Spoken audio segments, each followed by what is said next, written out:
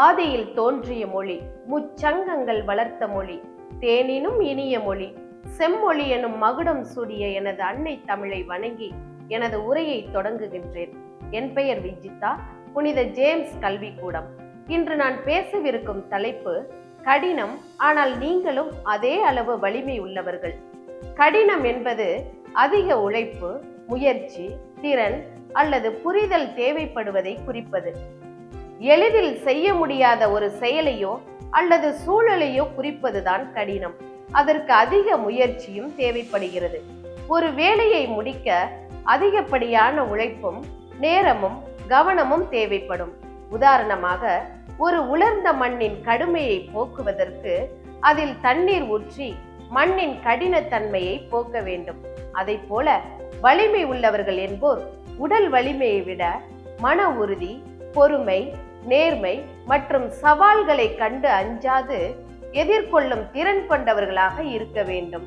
உளவியல் ரீதியாக உணர்ச்சிகளை கட்டுப்படுத்தி கடின சூழலிலும் நிதானமாக சிந்தித்து செயல்படுபவர்கள்தான் உண்மையான வலிமை படைத்தவர்களாக கருதப்படுகிறார்கள். சவாலான நேரங்களிலும் சோர்ந்து போகாமல் தங்கள் எண்ணங்களையும் உணர்வுகளையும் கட்டுப்படுத்தி பொறுமையுடன் நிதானமாக செயல்பட வேண்டும். வலிமை உள்ளவர்களாக சிறந்து விளங்குவதற்கு மன வலிமை, தன்னம்பிக்கை, இறை நம்பிக்கை, கட்டுப்பாடு போன்றவற்றில் நிதானத்தை இழக்காமல் இருப்பவர்கள்தான் வலிமை உள்ளவர்கள். எப்பொழுதும் பயன்படுத்தாத ஆற்றல் அதன் தகுதியை இழந்து கொண்டே இருக்கும். நமக்குள் இருக்கும் திறமையை, ஆற்றலை வெளிப்படுத்தி கொண்டே இருக்க வேண்டும். அப்படி வெளிப்படுத்தாமல் இருக்கும் திறமைகள் அதன் ஆற்றலை இழந்து கொண்டே இருக்கும். எனவே நமக்குள் இருக்கும் திறமையை பயன்படுத்த வேண்டும். நம்மால் முடிந்ததை சிறப்பாக செய்தால் அது திறமை.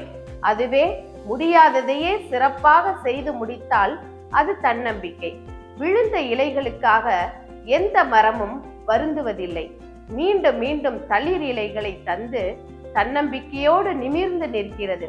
அதுபோல் எந்த தடைகள் வந்தாலும் நம்முடைய ஆற்றலை பயன்படுத்தி மேல் எழுந்து கொண்டே இருக்க வேண்டும். ஒருவர் தன்னை நிலைநிறுத்திக் கொள்ள வேண்டுமானால் தன்னுடைய திறன்களை மேம்படுத்திக் கொள்வது அவசியம்.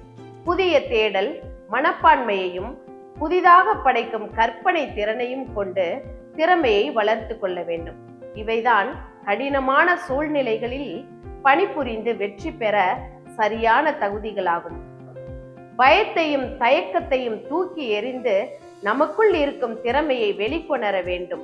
பிற வலிமைகள் எல்லாம் சிறந்த வலிமைகள் ஆகாது என்று திருக்குறளில் திருவள்ளுவர், வினைத்திட்பம் என்பது ஒருவன், மனத்திட்பம் மற்றையவையெல்லாம் பிற என்று கூறுகிறார். உழைப்பு உடலை வலிமையாக்கும், கஷ்டங்கள் மனதை வலிமையாக்கும்.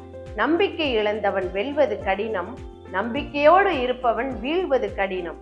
மீண்டும் மற்றொரு காணொளியில் சந்திப்போம். நன்றி.